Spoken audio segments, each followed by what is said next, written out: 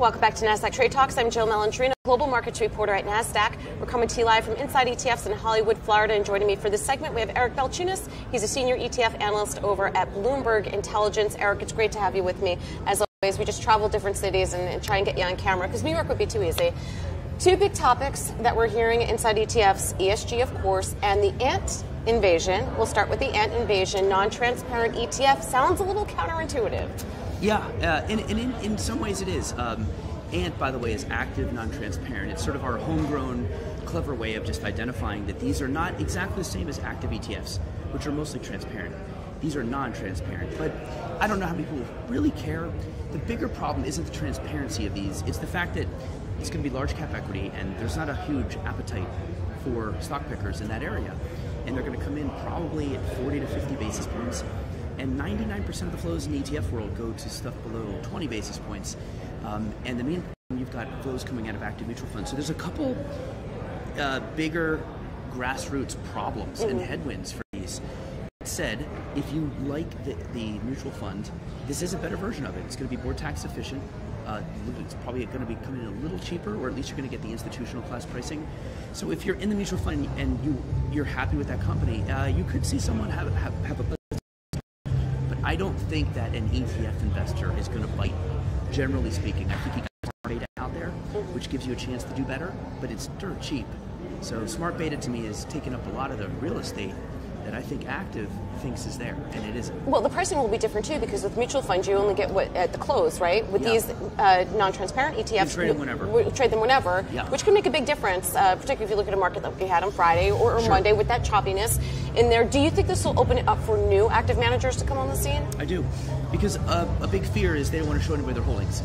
Now, I could argue that's not justified. Nobody really cares how much of Facebook you have. But, that's their life's work. They don't want to show it. And there's front-running issues. So I think some managers who might have really held on to that, they might come over now. So if we can get some good managers over launching these, that could also help.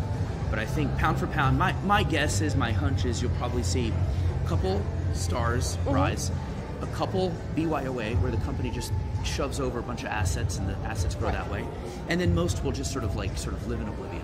All right, ESG, that's been a hot topic at Inside ETFs, virtually every conference that touches the capital markets. It's definitely here to stay. It is certainly not a trend. Yeah, I'm probably, I feel alone in being a skeptic here. I think these funds are dangerous. I'll go ahead and use that word. They could be good. But we all need to take a big step back and find out what exactly it is we're buying. And that's what I was going to say, because these will start to mimic large cap growth portfolios. Well, actually, a lot of them won't, because if you look at, say, Sussel and USSG, those are the two biggest sellers of the past couple of years. They don't own Apple, they don't own Facebook, Amazon, or Netflix. And they don't own Berkshire Hathaway, they don't own JP Morgan. There's a lot of shocking exclusions. I equate it to owning a car without an engine. Now, if those stocks fall, you're probably better off, but the point is your performance is going to deviate quite greatly from the S&P.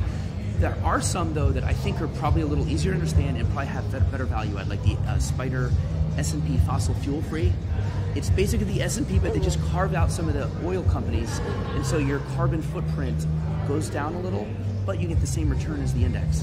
What I worry is buying one of these that goes after the high-scoring ESG companies, and you wake up and you realize you don't own some of these hotshot companies, and most people probably would be baffled to know that Netflix isn't in there, or Berkshire Hathaway, or even Amazon. And I think this is probably the most important area to do due diligence, because after all, it seems as though the pitch is to replace your whole core equity.